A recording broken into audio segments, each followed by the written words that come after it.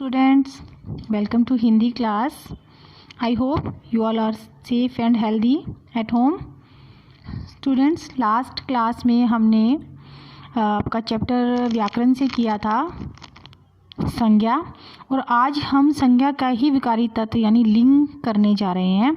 अभी तक हम सभी कक्षाओं में पढ़ते आए हैं बच्चे लिंग के बारे में। आप सभी को पता है कि पुल्लिंग और स्त्रीलिंग है, तो एक बार हम फिर आज दोहराई के में पढ़ेंगे। लिंग क्या है? लिंग जिसके अंदर हमें पता लगता है पुरुष लिंग और पुल्लिंग और स्त्रीलिंग, इनके बारे में पता लगता है, पहचान होती है कि शब्दों से पता लगता है। तो आज हम लिंग के बारे में पढ़ रहे हैं। लिंग क्या है, आपकी परिभाषा क्या है, आप सभी को पता है। जिन संज्ञा शब्द से, अभी हमने जो पिछली संज्ञा की है, जिन संज्ञा शब्द से, संज्ञा के जिस रूप से उसकी जाति पुरुष अथवा स्त्री होने का पता चलता है उसे हम लिंग कहते हैं। और अभी तक आपको ये भी पता है, एक उदाहरण तौर पर मैं बता दूं, जैसे लड़का पुस्तक पढ़ रहा है, लड़की पुस्तक पढ़ रही है, तो देखो लड़का है तो पुल्लिंग, लड़की है तो स्त्रीलिंग। ऐसे बेटा हमारी प्रकृति की सभी वस्तुएं, चीज़ें जो भी हैं, उन सबको क्या है, पुल्लिंग और स्त्रीलिंग में रखा गया है। जैसे भी यहाँ पर देखो, छात्र पुल्लिंग है, लड़के के लिए बोला जाता है, स्त्रीलिंग छात्रा है। बाल लड़का, बाला लड़की है, इसलिए पुल्लिंग और स्त्रीलिंग। अनुज भाई, अनुजा बहन को कहा जाता है, स्त्रीलिंग। वृद्ध वृद्धा, प्रिय प्रिया, श्याम श्यामा, आत्मज आत्मजा, चंचल चंचला। तो इस तरह हम शब्दों को पुल्लिंग से स्त्रीलिंग में बदल रहे हैं। आपके सामने उदाहरण है आचार्य आचार्या।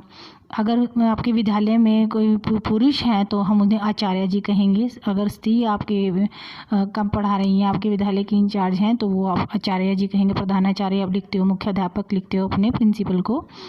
तो शिष्य शिष्या, अग्रज अग्रजा, कांत कांता, शिष्य शिष्या, सूत सुता, पूज्य पूज्य। इसी तरह बेटा लिंग के दो भेद हैं, पुल्लिंग और स्त्रीलिंग। पुल्लिंग की परिभाषा आपको पता है कि जिन पुरुष जाति का बोध कराने वाले शब्द जो होंगे वो पुल्लिंग कहलाएंगे, और स्त्री जाति का बोध कराने वाले शब्द जो हैं स्त्रीलिंग कहलाएंगे। देखो बेटे, कुछ शब्दों का लिंग सदा एक ही रहता है। हमारी भाषा के सभी जो शब्द हैं या तो पुल्लिंग है या स्त्रीलिंग, नहीं कुछ शब्द हैं जैसे नित्य पुल्लिंग, भालू बगुला, कछुआ, मगरमच्छ, उल्लू, चील।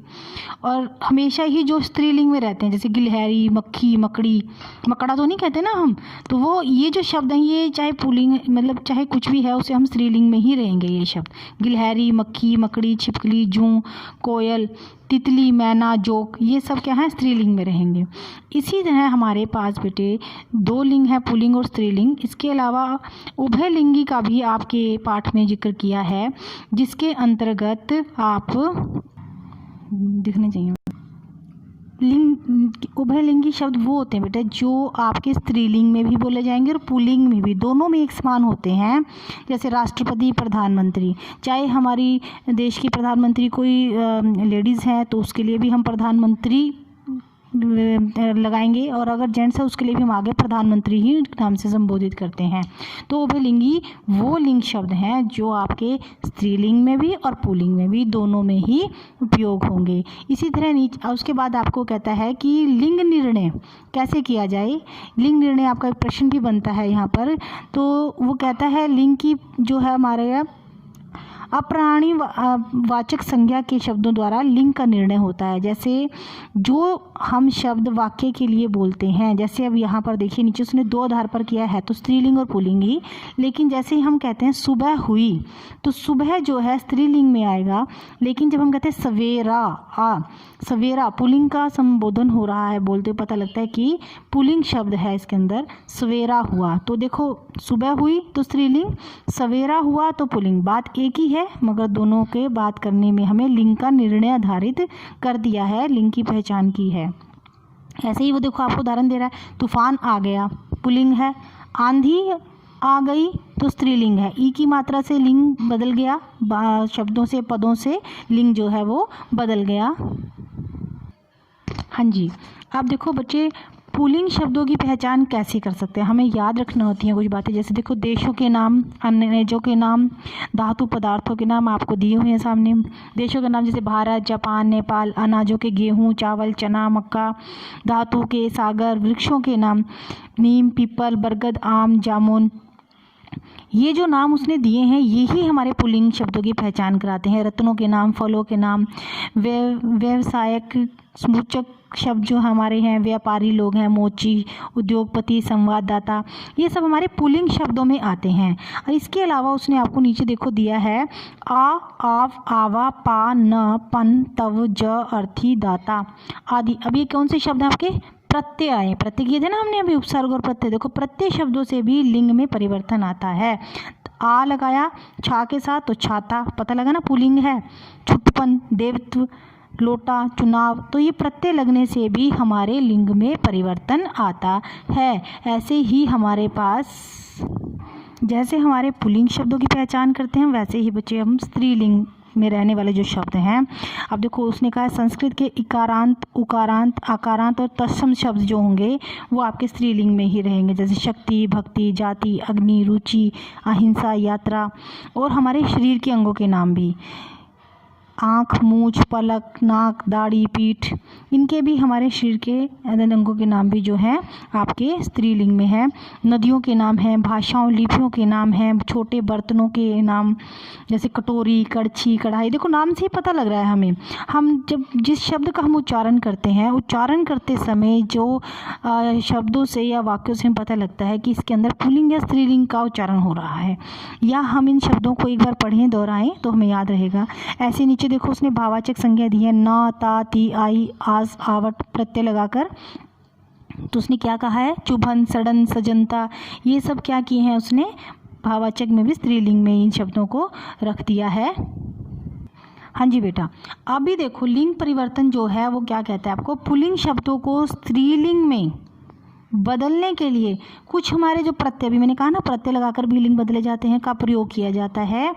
आगे कुछ प्रत्यय दिए जा रहे हैं जिनकी सहायता से हम पुल्लिंग शब्दों का स्त्रीलिंग रूप बना सकते हैं। देखो, आपको उसने कहा है आ प्रत्यय अकारांत पुल्लिंग शब्दों में उसे बदलना है।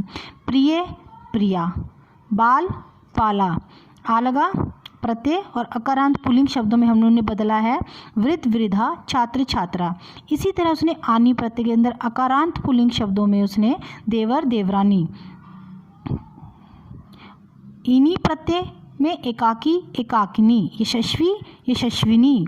मति प्रत्यय लगाने से भगवान, भगवती, आयुष्मान, आयुष्मती। इका प्रत्यय लगाने से ये आपको अध्यापक, अध्यापिका पढ़ने पड़ेंगे। हमें एक बार दो अच्छे से ध्यान लगाकर कि हमें शब्दों के साथ जो है उच्चारण करते समय ज्ञान होना चाहिए कि ये पुल्लिंग क्या है या स्त्रीलिंग है। तो इसी तरह हमें उच्चारण करते हुए और लिंग के दो भेदों का ध्यान रखते हुए पुल्लिंग और स्त्रीलिंग शब्दों और वाक्यों को पढ़ना होगा।